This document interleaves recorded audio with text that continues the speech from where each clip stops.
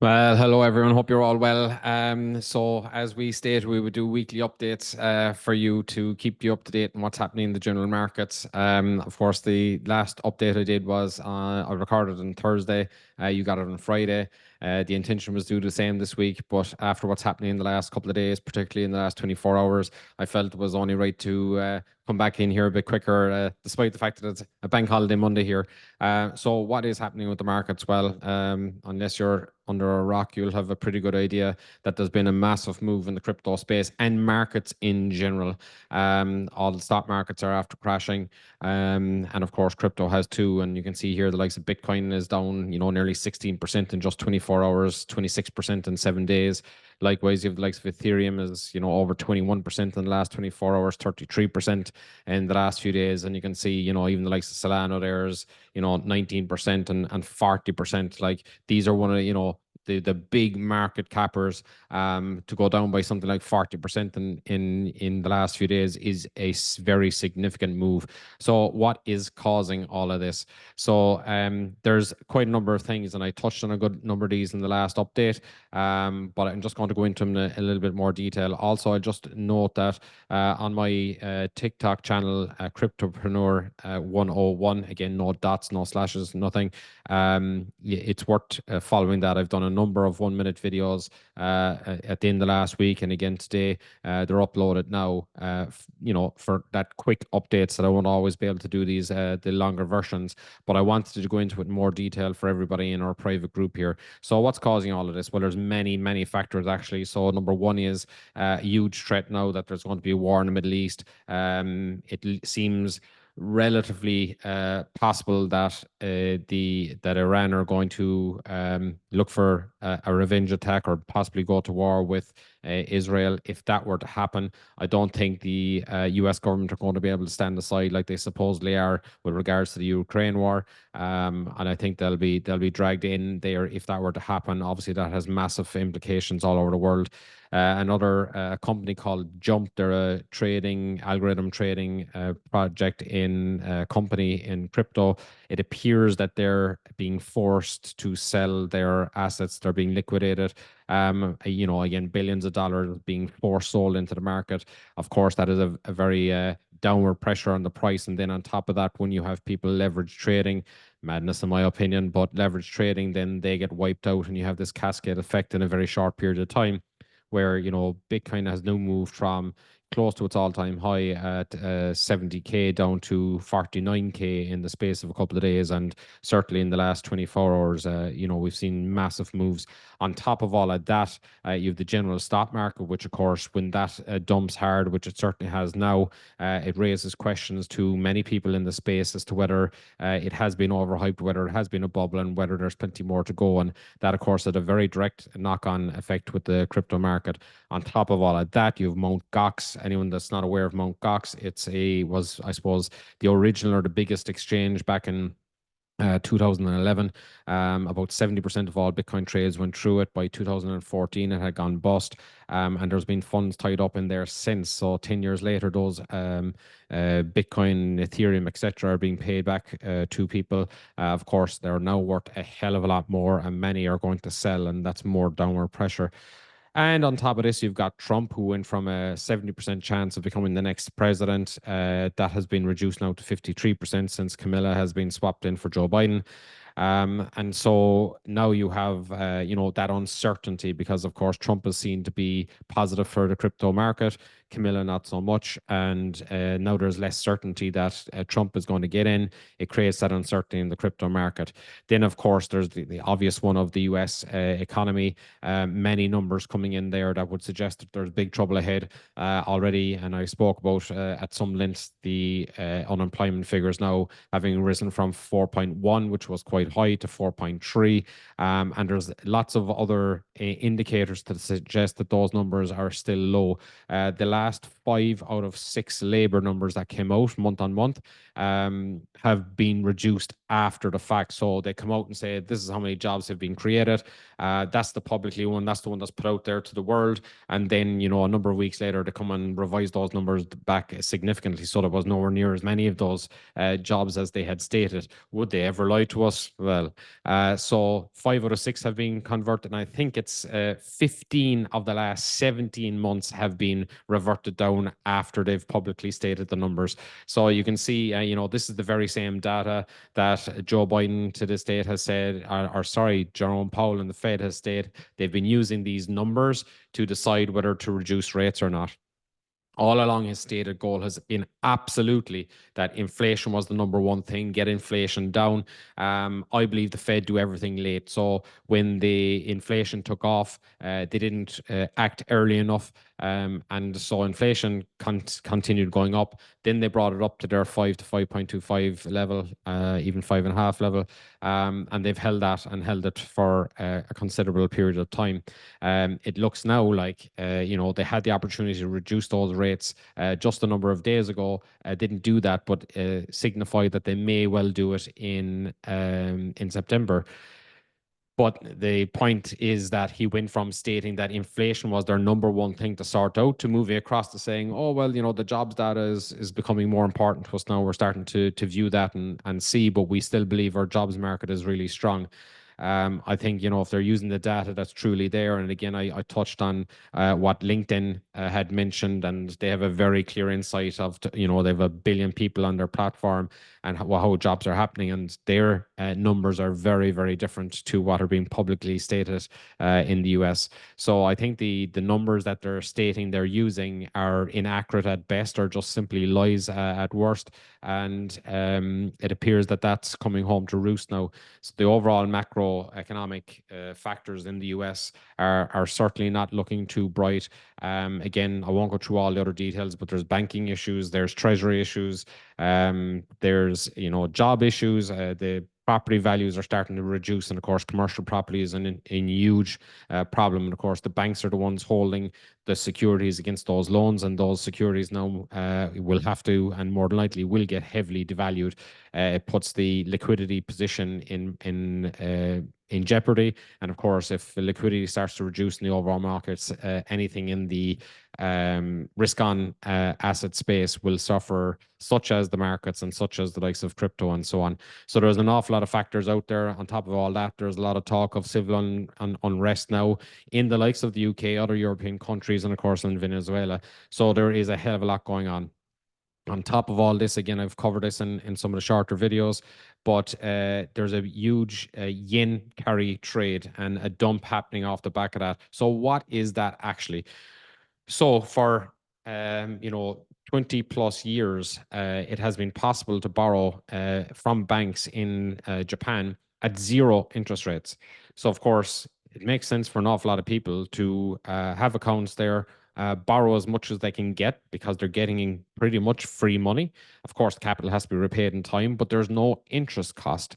And so with that money, you can then take that money, though that yen, convert it into the dollar, and use those dollars to invest in maybe treasuries, a banking deposit in the US. Both would have paid you 4 or 5% free money, because once you decide to cash out, you can just send it back and pay off the debt without having any interest paid on it.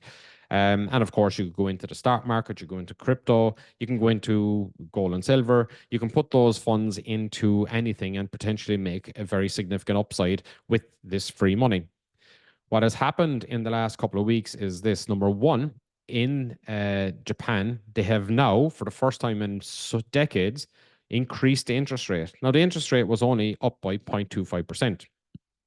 But if you're used to having free money and put it in, for example, into the US, where there's 4, 5, 6% interest rate, and now it looks like the US are going to reduce interest rates, and at the very same time, the interest rates are going to increase in Japan. Well, then those people with that, what was free money, but no longer is, and were put into areas where there was big upside, and that upside is starting to be reduced. Now, the risk factor comes in. And here's the key to all of this. On top of this, As people start to unwind their positions in America, receive the dollar, they're selling the dollar to buy the yen to repay their debt, which is driving the exchange rate very significantly. And that exchange rate has changed by a factor of 10% just in the last number of days. So what this means now is that people are losing 10% in the exchange rate, as well as having the additional costs and the less upside. There is $4 trillion in this overall carry trade. And as that starts to unwind, and if that's what's happening, you're going to have massive sell pressure, $4 trillion worth on stock exchange and all the other assets, treasuries, crypto, and everything else in that space. And so that's another massive downward pressure on markets in general. So there's a hell of a lot going on and a lot of different reasons as to why things are moving in the direction that they appear to be. And I guess the big question is where to from here. And so if I go back just to share, sorry, 2 seconds out. But if we go and look at the numbers, you can see that, again, the market has moved down very significantly. What is happening with Bitcoin itself? So if we just click across to this chart here. So here, of course, you can see if we go just to the 4 hour, you can see in a very short period of time, 1, 2, 3, 4, 5, 6, 7.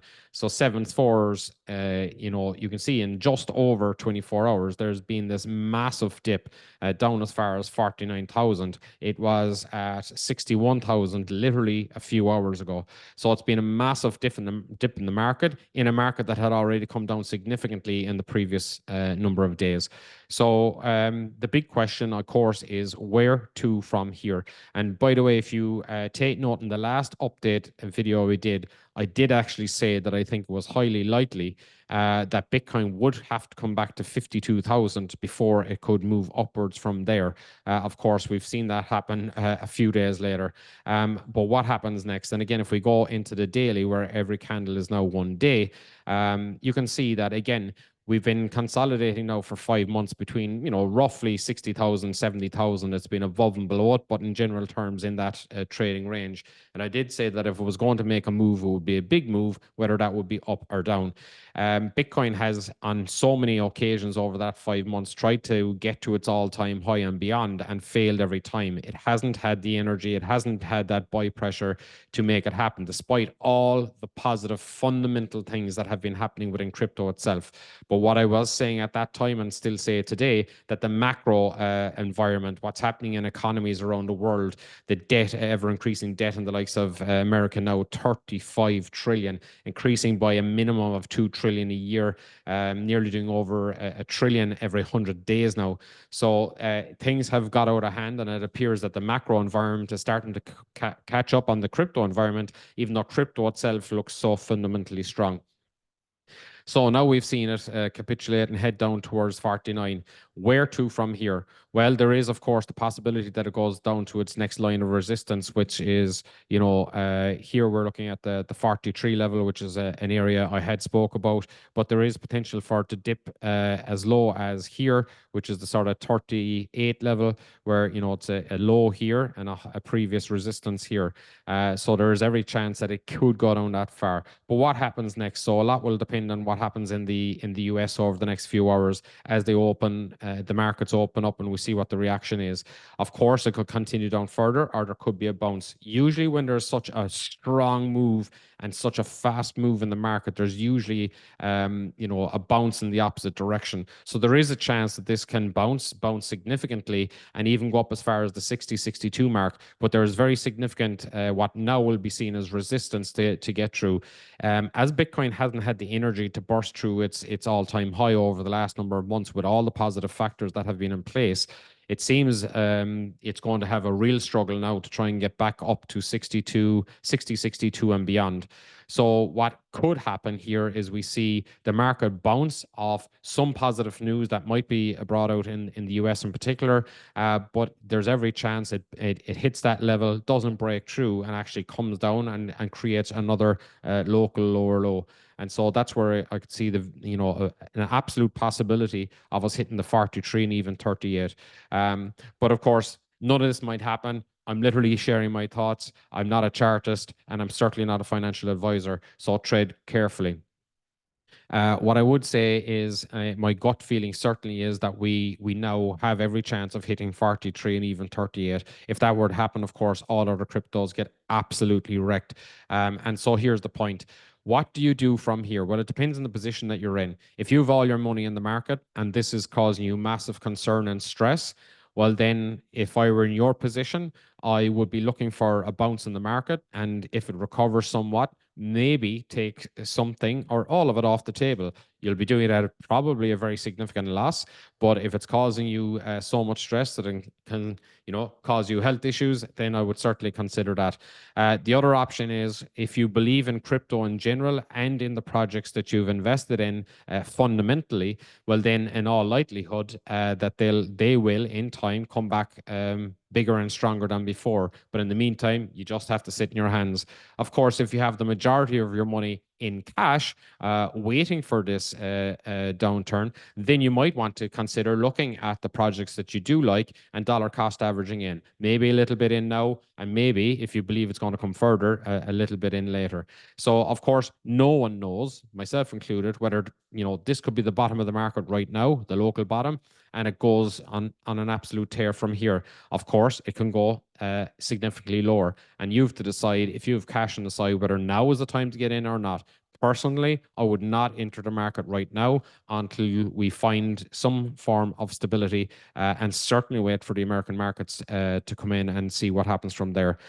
So ultimately, what I would say to most people is don't panic. If you believe in crypto long term and you're invested, and you still believe in the fundamentals of the projects that you've invested in, and you've done that research and you have that conviction, then I would, at the very minimum, just hold and wait for the market to return, whether that takes a day, a week, a month, or longer. The market will decide.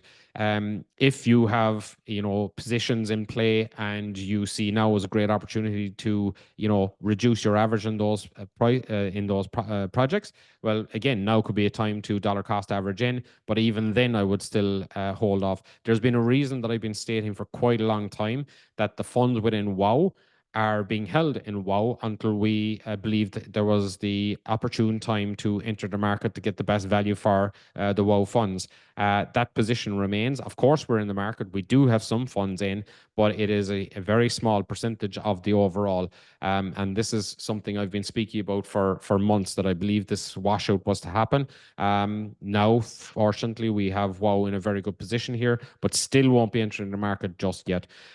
So with that, if you have any other questions that you want me to go through or answer, I'll try and cover it in coming videos. We'll do the market update again at the end of the week, unless something very major happened again in the meantime. But certainly I'll be doing those sort of 1-minute catch-up videos on TikTok, so I'd strongly suggest that you follow there. Or, of course, those same videos are in Wealth of Wisdom YouTube channel. Make sure to like, follow, and share the content in there. We're going to be using that to expand our overall community, which of course benefits everyone. So with that, I suppose my summary on this is don't panic, relax. If you continue to believe in crypto, what I absolutely do, the next days and weeks might be even more volatile than normal, but ultimately I believe over time we will have a very strong bull market, and the upside will be there. So don't panic, try and relax, maybe get away from it completely, and like I said, we'll keep you up to date in the meantime. Thank you.